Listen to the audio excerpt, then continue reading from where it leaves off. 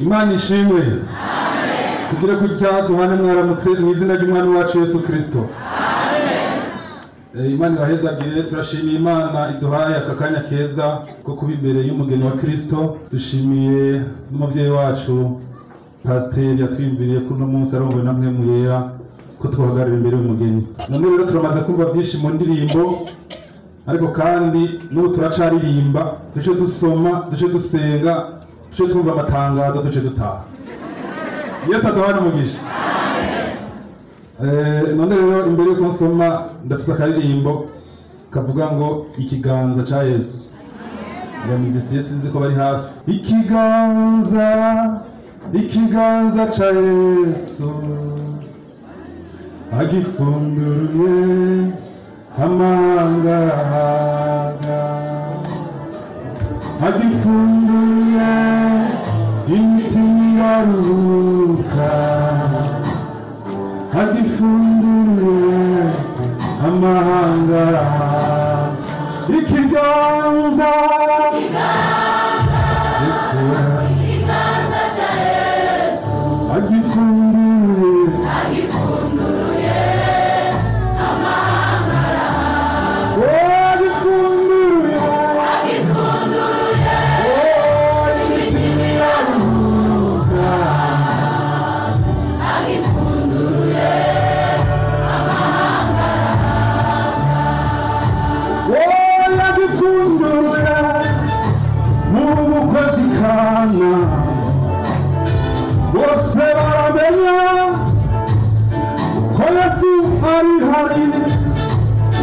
Nawe iki gitondo ndakwifurije Yesu akugendere, akubere inyishu izo wamuzaniye. Ikiganza Yesu, tuhaguruke gatoya. Agifunduye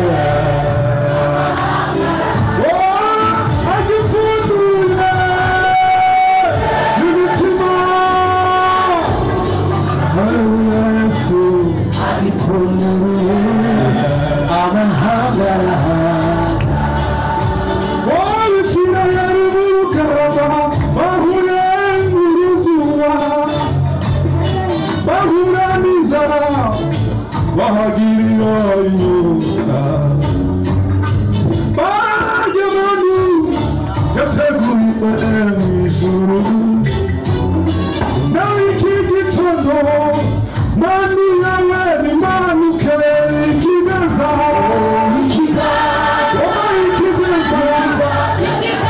cha Yesu agifunduye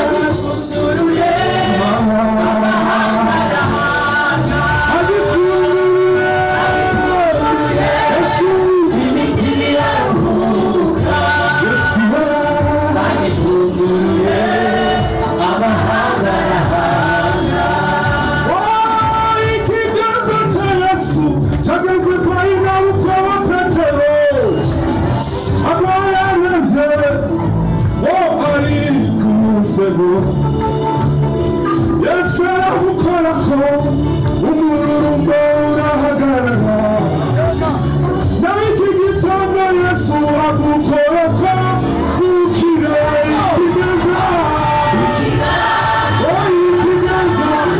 Ikiganza cha Yesu agifunduye Yesu amahanga,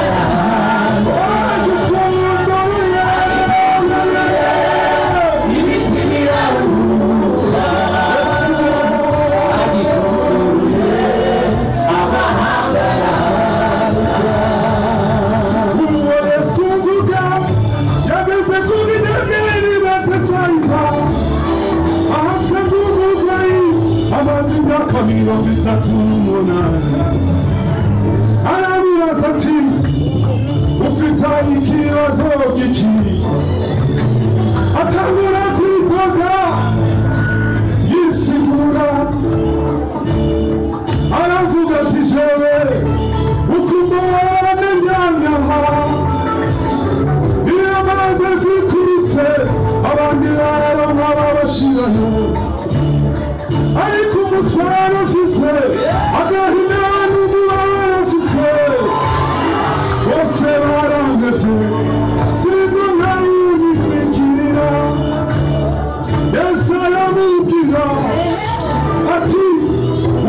jambo nakubwiye ngo ikoreye ikirago cy'ubugeni aramubwira ati ikoreye ikirago naho bari baguheze jawe Yesu ndagukunda nawe iki gitondo imitwe n'umwana nyagihe wumva itangazo rivuye mu ijuru rigize iki ikoreye ikirago cyawe yigendere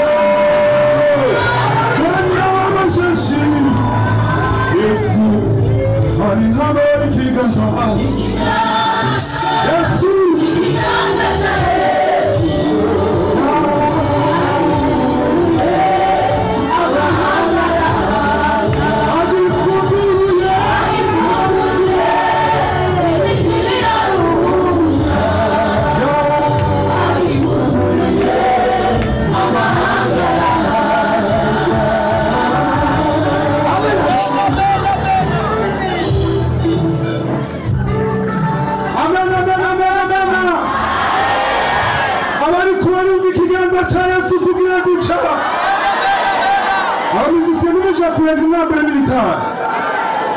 mugumiriza aho nyene hari ubushobozi bw'ikiganza cya Yesu niko ndumva ubushobozi bw'ikiganza cya Yesu nikikugereho nawe izina rya Yesu dusome abamizise mugumeze aho nyene ntimwambure ibitaro igitabo cy'ibyakozwe n'intumwa niho ngiye gusoma amajambo y'Imana makeyi duce byose byarumviswe igitabo cy'ibyakozwe n'intumwa igice cya mbere tuhasome umurongo wa 4 maze akoranye nabo arabihanikiriza ngo ntibave i Yerusalemu atariko murorera isezerano rya data iryo mwanyumvanye twese tuvuge ngo amen ubutumwa bwiza uko bwanditswe na Luka igice cya 24 tuhasome umurongo wa 49 haravuga ngo umve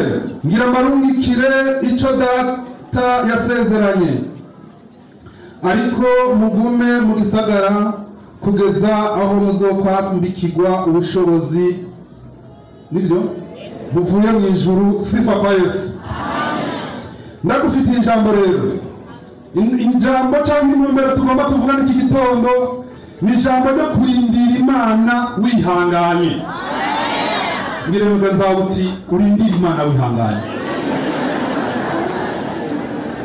ikintu cyose cyashingiwe igihe ni ijambo tugiye kuvugana mu mwanya dufise kandi umwanya umeze neza umwanya mwihuta kurorera cyangwa kurindira Imana ugize ijambo rivuga kandi ngo muze musangwe muri iki agahore kuba gahora n'ijambo ry'ikirundi Yesu agahora umugisha Yesu yariko arasezera abigishwa ariko arasezera ishengero ati ntimwihute kugenda kuko narabonanye akabugita Petero ntimwihute kugenda amen ntimwihute kugenda kuko mwarantaye ndiko ndasenga ntimwihute kugenda murindire isezerano data yasezeranye ntimuzogende mu bikorwa mutarose iryo sezerano data yasezeranye Imana iduhana umugisha ijambo rero twatanguje mu ndirimbo twaririze korasi ivuga ngo ikiganza cya Yesu igifunduriye amahanga agira gute ndakwifurije iki gitondo Imana iguhaze ikintu waje ubwira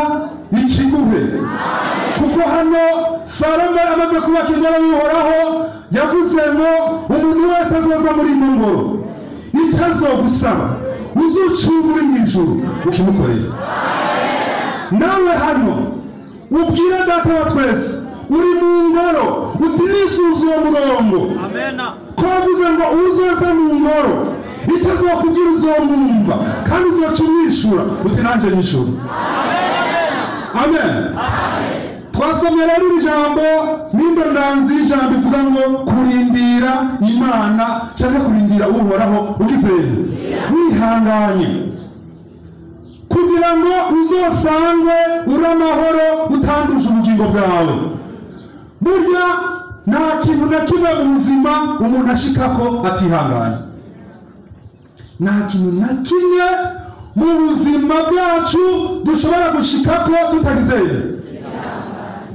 Na umuvyeyi kugira vyare umwana amezi 9 mu nda, usivye ko ari abavuka batageze hama akacisha ahandi hama bikagenda neza. Ariko iyo bija hose amezi yo yarenga 6 abarimo bisaba kugira usanza yibarutse akikira umubebe, usanga twenga naho abavyaye par cesarienne afise uruguma rumurya aravye ikibebe acambe yamisonga yose iheze kubera ko yararindiriye kugeza isezerano ararikikiye. Tuve mu amen. Ni Samweli yavuze ngo usezeye umusavyi wawe iki Simiyoni murakoze cyane. Yavuze ngo usezeye umusavyi wawe iki kuko yararindiriye gushitsa icyo Imana yagize. Rindira yasezeranye n'ivesha n'Imana y'ubushobozi. Sifa kwa Mungu. Bibiliya kandi dusomye iryo ndirimbo naririmbye kijya gitera navuzemo cy'urubyiruko yaramaze imyaka 38 ku kidengere cy'Ibetesayida, ahantu abantu bagenda bagakirira. Bibiliya bivuga imyaka yagiye afise, ikivuga gusa bivuga imyaka yagize yarahamaze. Kandi ugiye kwitegereza nubwo yarababaye, icyo Yesu yamubajije, ikibazo yamubajije siyo nicyo yishuye kubera yararusha. Ukazabona umuntu akwishuye nabi, uzobanza wiyumvira impamvu akwishuye nabi. Birashoboka ko uhurira atari mu mwanya mwiza. Amara yatatangwa kuvuga ati hano iyo amazi azukurutse bisaba ko hari umuntu agushirayo ukacukira. Atumye jewe hari umuntu ashaka kubara akamara nk'umwaka mu bitari imyaka 2-3 atanga kuvuga ngo barampivye ngo n'abavyeyi ngo hajya n'imyirura. Umuntu ushaka gusigara nawe nyene niba wubatse n'umugabo wawe cyangwa n'umugore nabo muvukana no kurusengero muririmba muri korale ntibashobora gutera imyaka 2 bagumaza kugusohoza mu gitondo no kumugoroba. Izo mbabazi urazishiraho utarajayo bitukwifurije no kugira ngo uzomare ico gihe mugabishitse. Amen. Amen. Bibiliya itubwiye ngo kurindira iki isezerano. Sifa kwa Yesu. Kurindira isenga wihanganye. Namwebwe mudandaza muva muhira mugiye kugira iki vuga ngo kurindira. Udatimba mushobora kugenda kurangura amavoka n'amanuma ngo yakuri igitega ngo probox yuzuye. Utarinda atari umuntu yagutumye niwarangura probox asa nk'ifuso yuzuye amavoka ngo imanukane utameye kurindira n'ivyo ukunda. Bisoma wihangane. Tuve mu amen. Ivyizigiro vyacu by'icyo Imana yatuvuze ko nivyo bituma turindira. Icyo Imana yakuvuze ko nicyo gituma urindira, kuko iyo mwavuganye ntibesha. Sifa kwa Mungu. N'Imana ishoboye byose, n'Imana ifise urufunguruzo z'urupfu na kuzimu. None handitse hariya mu byinshi bihana ngo ifise imfunguruzo. Nifise urufunguruzo ifise iki? Kera hari abantu bagenda barajegeza ibipfunguruzo byinshi, ubu byaragabanutse ngira ngo ubusirimu buzire. Hari kuntu igisirimu cyaje mu myaka yahera ugasanga abantu byitwa ko basirimutse bafata ibipfunguruzo nk'icumi bagenda barajegeza bacaka ugaca ngo posa ararengana ivyugurura igufuri yaho babika stoke nta n'urufunguruzo rwa serire rwaba rurimo rwari rw'amagufuri gusa. Bibiliya itubwira ngo azukana imfunguruzo. Umunsi umwe nahishurira iryo jambo ndavuga nti rero kufise imfunguruzo tugomba kubipangane neza. Mu mfunguruzo ufise harimo urufunguruzo rw'umutwaro ufise. Tuvuge ngo amen. Sinagusabye gusa n'izibiri baza mugurire rumwe ibisigazo binkorera neza. Tuvuge ngo amen. Munsi umwe abo twari tumaze kubona amasengesho narigeze kubashingira intahe. Sifa kwa Mungu. Ndagacisha no kurindira uhoraho wihanganye. Je musanzwe Imana ngomba gukora ubukwe niko ndabutegura nta n'ibihumbi 10 nagira. kandi ahandi bivuze ko hari abantu baza ngo ngo 10,000 akavuga ati none 10,000 bigenda gute muga nta byari bihari. Amen.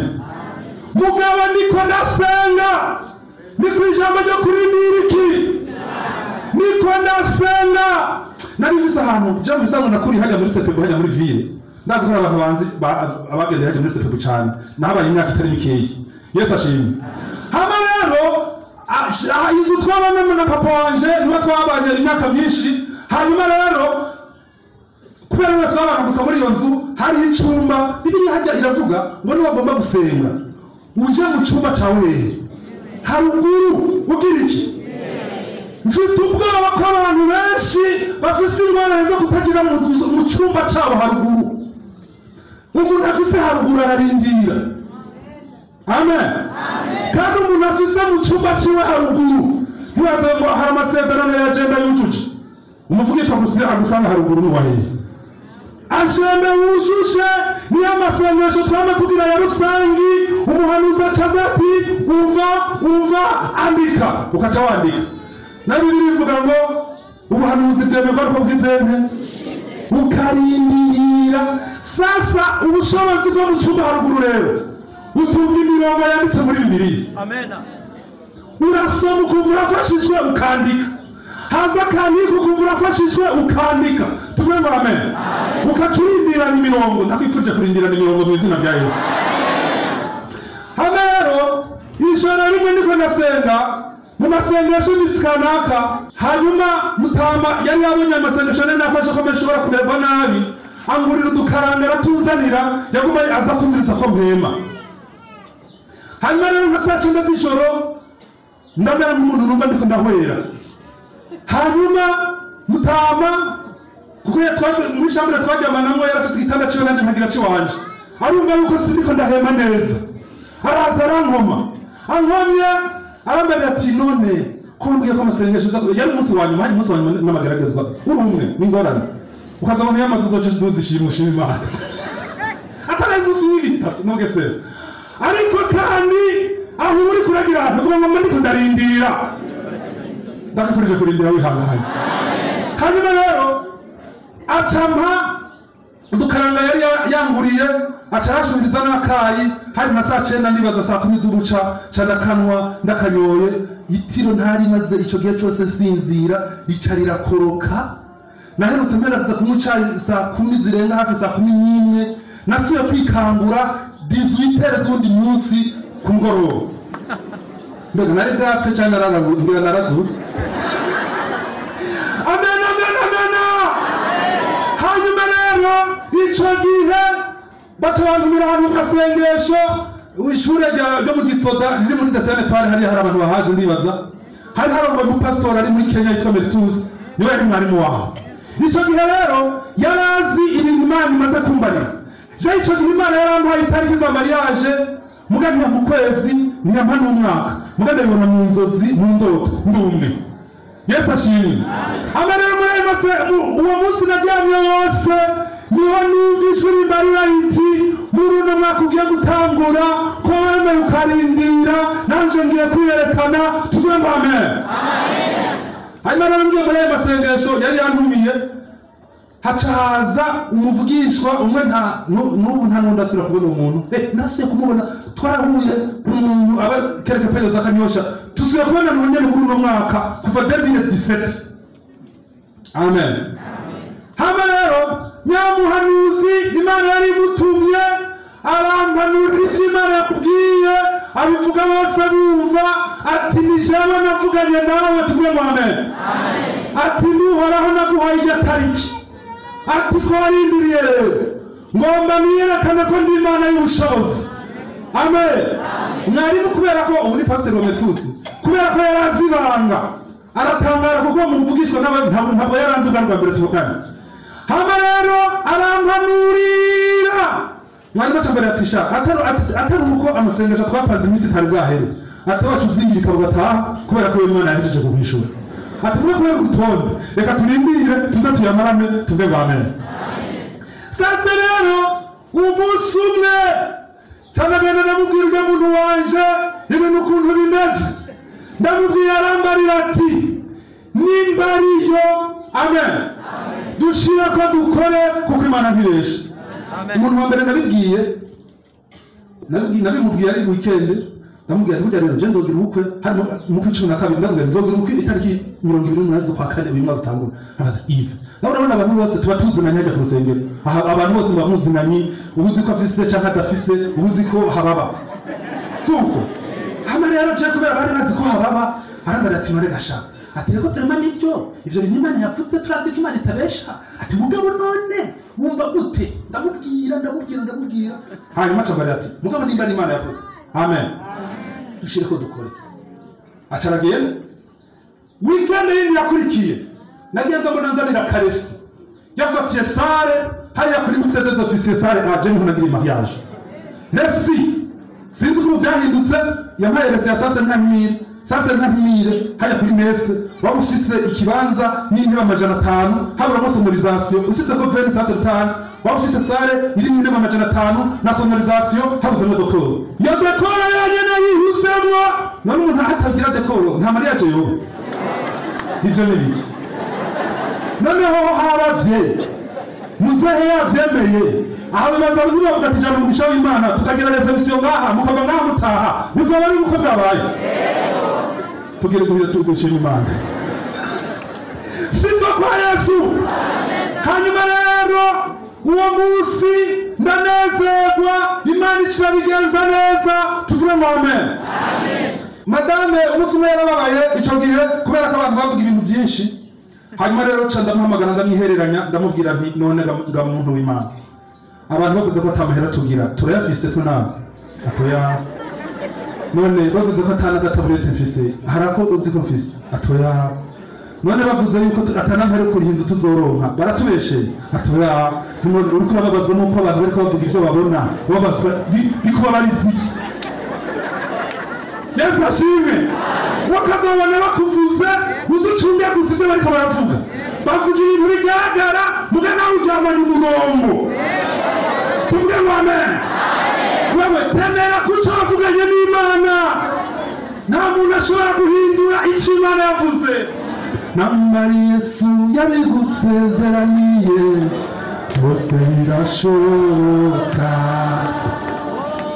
azoyicisha amahumuriro hagati byose bigushikeko nambari Yesu yabigusezeraniye byose birashoboka azoyicisha amahumuriro hagati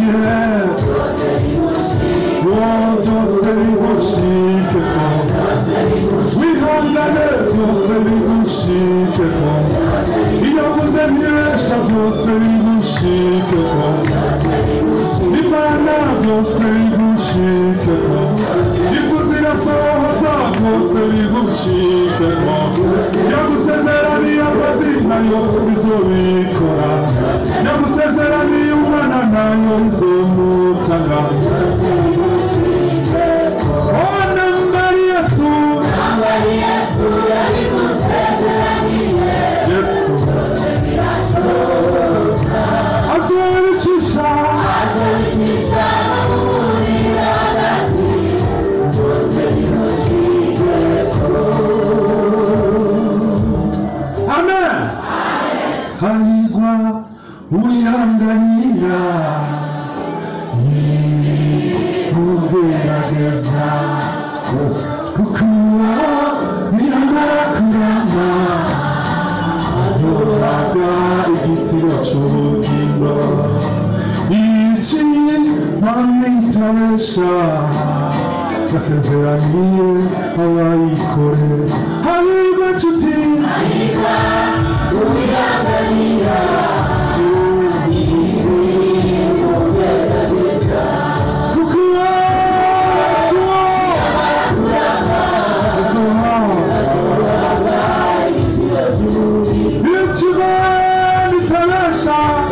Itabesha basezeraniye abana ko mwari muzi Yesu abahezagiye mu gitabo ca mbere cyanditswe na Samweli igice ca mbere tuhasanga amakuru y'umupfasoni yitwa Ana. Uwo mugore Ana Bibiliya ivuga ngo ntiyabyara, yari ingumba. Ariko kandi hari ijambo rivuga ngo Uhoraho niwe yarizeye, yari yaramuzigina. None uribaza wowe ikintu Imana yaziritse niba zokizitura, vuga ngo niyene nizokibohora sifa kwa Mungu, kuko wasinye ni wasinyura. Tuvuga ngo amen. Bibiliya ivuga Ana ku kigeragezo cyo kutabyara yari afise, icyamubujije ko kumaduka.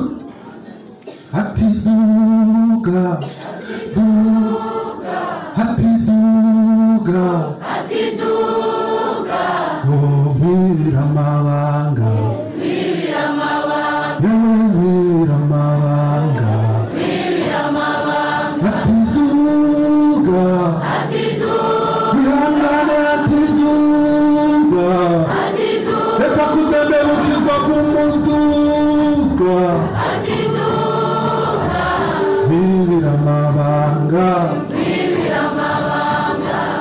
Ana ngo yaguma aduga ku musozi ku rusengero rw'Imana, agenda kubwira Imana apfukama. Ikibazo rero nasanzemo ngo hariho umuherezi yitwa nde? Eli. Muze murabe ikibazo yamubajije ujya munsi. Kandi Bibiliya ivuga ngo yamaduga. Urabona ko ibiro bya mwarimu biraba gutya, n'ibya pasiteri biraba gutya. Mu bisanzwe umuntu wese yinjira hano mu rusengero aca imbere y'ibiro byabo, siko? Sipoza rero yamabona mu gitondo uri hano, saa sita uri hano, ku mugoroba uri hano, nta gahunda k'amasengesho bapanze ahari, bakaguma bakubona wikumbagaza hano, niba uduga hariya hejuru ntumbaze, niba ugira gute bakaguma bakubona. Yesu ashimwe. Hama ukaza wumva nk'umunsi umwe araguhamagara ati wa mugo. Hajya Bibiliya ivuga bikeyi, ntawuzi ibyo yari yavuze. Bati wowe urafise umugabo hati, wowe urafise urugo, wubatse n'urusengero cyangwa urafise aho uba. Reka ntibuzona biteye amakenga, sibyo? Mugabo acamubwira ati umusabyi wawe ndafise umutwaro, ndafise ikigeragezo, ndashaka umwana. Amen. Amen. Rero mubwira ngo genda, Uhoraho agize iki? Aguhaye icyo umutima wawe ugize. Uhoraho aguhaye icyo wamusabye. Ko wemeye kubirana, ko wemeye kurindira, mbwira mugenza uti emera urindire. Uti timbireyi, rindira, rindira, rindira, rindira, rindira, oh rindira, rindira, oh rindira, rindira, ibibazo rindira, rindira, kwa Yesu yavuze rindira, rindira, mu masezerano rindira, rindira, oh rindira, rindira imana, shishikara gusenga ushira ukwizera imbere.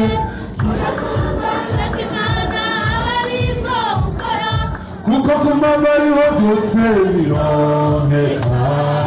Rindira, rindira, rindira, wamumama rindira, rindira, wamusore rindira, rindira, wamumama rindira, rindira, yemugabo rindira, rindira.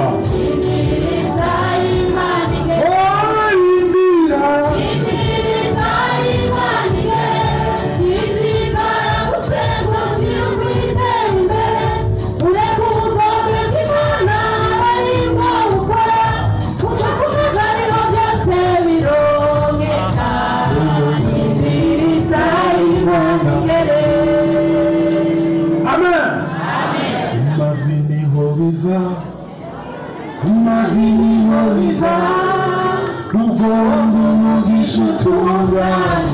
Kumavini horiva, kumavini horiva, kumavini horiva. Hallelujah. Mugongo mugishutura. Kumavini gerageza rero kuja gusenga. Sifa kwa Yesu. Nta muntu n'umwe yashitse mu masezerano atarindiriye. Ivyo ukunda. No muri banki abantu bamugenda kurondera amahera. Utemeye kurindira umunsi umwe naragiye sanga hatoza abantu benshi umuntu twatumenyeranye sanga si hari barankoroga nayo nashaka sanga ntibayampa kubera nase kurindira nipfumbuye ncandagenda ngenda ntiyatwaye kandi ari kwanje mubyo ndindira bari kugira n'ivyaho ufite uburenganzira kugira ngo ubishikamwo cyangwa kugira ubishikire bisaba kurindira. Shemera ryo mu Cibitoke ndabifurije kurindira. Imana yavuze nta kintu na kimwe gishobora kugihindura niwemera kurindira. Amen. Amagerageza ufise nta kintu na kimwe kizatuma gutangira niwemera kurindira. Moridekayi yaremeye ararindira aravuga ati naho jewe baca baronka agashimwe ngaje nkaba ntakaronse je ndemeye kurindira ijuru ryarabibonye. Amen. Yesu ashimwe. Erega abantu n'abantu hari igihe abantu bakuraba bakabona umenga nta nicyo wamaze bakabona n'ubakwiye guhabwa agashimwe nturimo mu gicuri kavuga ati naho mumwimye umunsi umwe nzomukorera akantu bose babona tuvuge bane.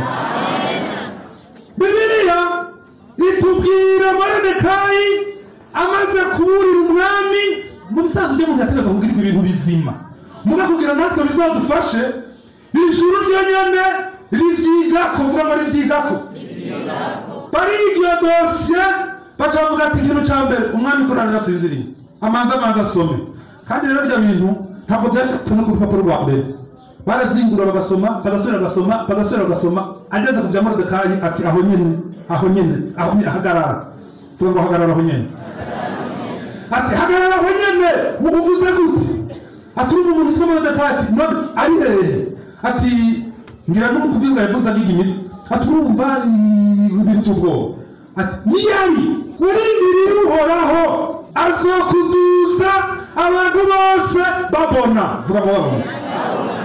Urindiriye uhoraho uzoheka bose bagizente babona. Urindiriye uhoraho niba ufise umutwaro w'inzu uzoyubaka twese tubona. Tuvuge ngo amen. Niba ari bya biduga bavuga bikanye nabyo nyine uzobigiramwo bose bagizente. Je natanguye gukoresha tagisi nkorera umuntu nkoze kakirirwa gakomeye n'umunsi ejo n'abandi mu bugenzi kaje nakaraga ngo hama rero madame agatuntura akababara hama rero nkabona abantu badonga imiduga mishasha nkumva ndababaye hari hari kugira umubabaro ngira bari umubabaro wera Imana iratindika uraho Ismail bandi dukorana ukuntu banyonga ama probox mashasha nanje naye mfise ikimodoka biti gikorora cigikare na cakera ca manuel cyage na kirakorora inzira yose cyamara kuri gatanu niya kuri station amahereza naciye caca kiyanyuma ntabwo rero nzotanga versema amahera kuye hehe mugabo nashe madama kandindira gushika saa 7 z'ijoro ubahde bakiriya ba taximene baboneka mu ijoro kumurango ntabahari ayijoro kandi bacira ishaka kubera ko habisi baro hama rero madama kandindira saa 7 saa 8 hata anarushe hata kandi n'amaversema ntaya rose kubera haje iminsi nanyene irasa n'ingana abantu bakoresheje tagisi murabizi hari iminsi itagira amahera no kwishure baravuga ngo rembimesha rembi yamarimesha no mu badandaza mirembimesha ndabesha basi niko yabimeze iyo rembi na kamara amazi mugabo uwo musa ngo tumusengere imana